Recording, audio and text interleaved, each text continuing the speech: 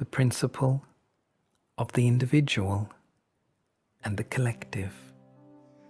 The individual and the collective are the two faces of the one coin. A person who wishes to live fully as a human being needs to understand that the existence of one's unique individuality has to be acknowledged, as well as the existence of the collective. One cannot exist without the other, although many have gone to the extremes of both, with very damaging results.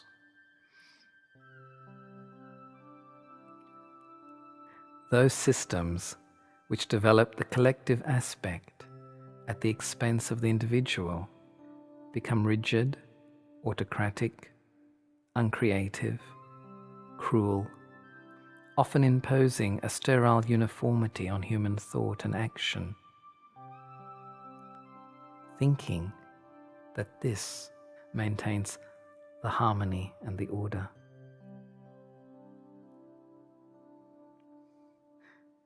Those systems, whether social, religious, or political, that develop individualism above everything else, can create a certain narcissism, a self-indulgence, resulting in a personal sense of isolation.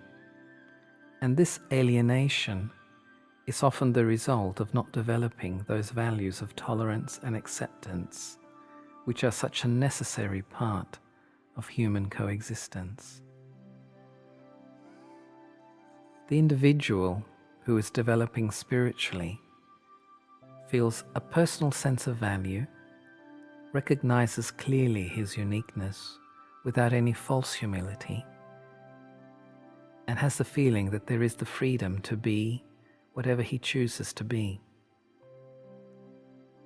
Simultaneously, his sense of personal independence allows him to come close to others and work with them. There is not a selfish independence.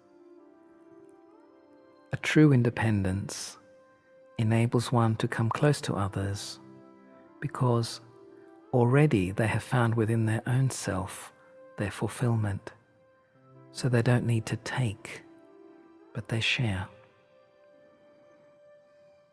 A person who has truly discovered the value of the self will never get stuck on it and balloon himself up with an illusionary identity which is based on labels and external achievements. Someone who has truly found the value of the self goes beyond the labels, the name, the fame, and approval. The individual who has found true self-value can effectively cooperate within the collective, interacting with appropriateness. He feels a part of the whole, but even more significantly, the whole feels him to be a part of them. In nature, birds, when they have to fly to a warmer climate for winter, flock together when they start their journey. The success of their journey depends on the collective. If an individual bird does not join the group, it cannot reach the destination on its own. The birds fly in a particular formation, with a respectful space between them as they fly. If they fly too close to each other, they would get entangled in each other, lose their balance and fall.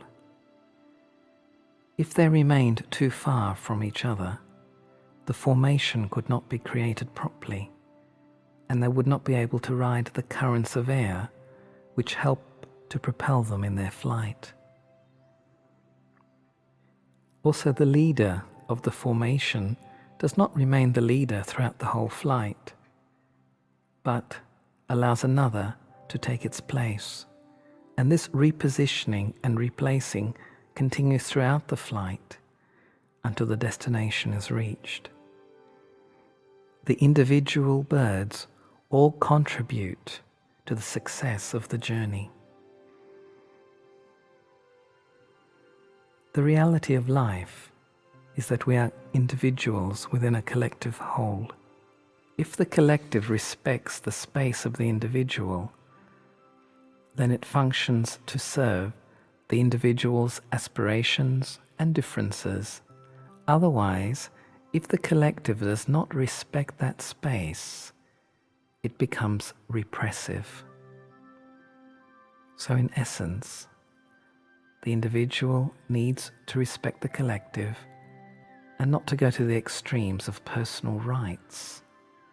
And the collective must respect the individual and not go to extremes in its use of systems.